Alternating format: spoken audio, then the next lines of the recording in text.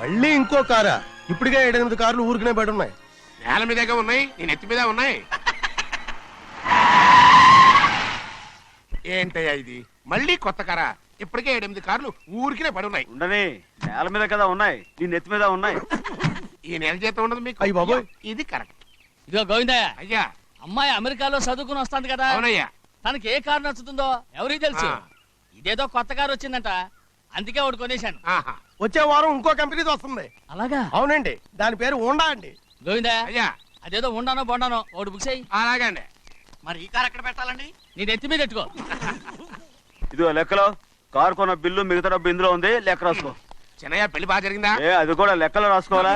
అడుగుతారా మీరు? కారు రే బస్సులు పట్టుకుంటారా, బండి రంగు మార్చేస్తాడు. అవునయ్యా, ఎర్రబండి నల్లబండి అయిపోద్ది.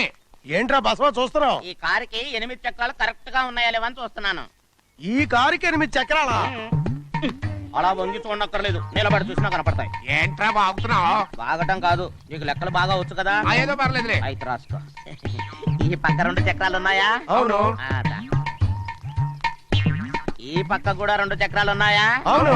2 2 4 అలా చెప్తావు. బా.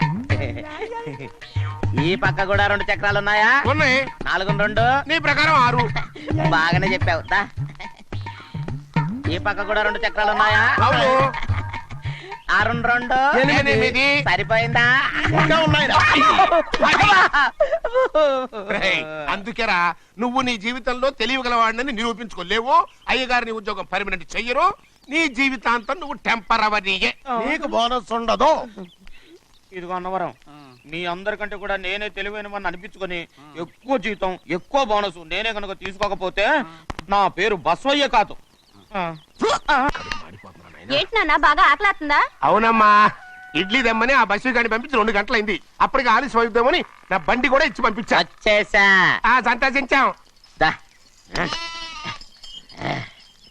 ఏంట్రా ఇంత ఆలస్యంగా చచ్చావు? మరి దీన్ని నడిపించకరావద్దేంటి? అదే నేనైతే లగెత్తుకెళ్ళి లగెత్తుకు వచ్చేసేవాడిని. అంటే ఈ బండి నడపడం నీ చేత కదా? మరి ఎందుకు చేసుకెళ్ళట్టు? ఏమో మీరు తీసుకెళ్ళమన్నారు, కర్మ తీసుకెళ్ళాను. కర్మ. సర్లే, ఆకలి చచ్చేట్టుగా ఉన్నా. ఇడ్లీలు ఎక్కడా? అదిగో మూటలో వచ్చేస్తున్నాయి. నోట్లో ఇడ్లీలు రావటం ఏంట్రా? ఒరే, ఈయన నంబర్లే గాని మూట దింపి ఇప్పి చూపించండి. అట్టగానండి. ఇన్ని ఇడ్లీలు తెచ్చావిడ్రా? మరి 494 రూపాయలకు ఆ మాత్రం ఇడ్లీలు రావేంటి? 494 రూపాయలకి ఇడ్లీలా? మరి